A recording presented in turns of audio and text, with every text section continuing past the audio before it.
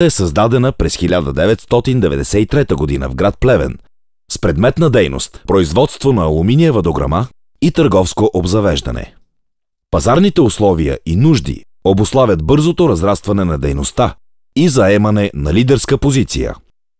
Въведени са в експлоатация машини за производство на стъклопакети, стъклени витрини и окачени фасади.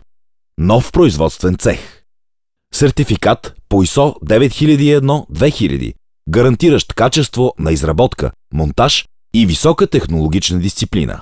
Осъществен е пряк контакт с европейския лидер в производството на ПВЦ профили Кьомерлинг Пирмазенс, Германия.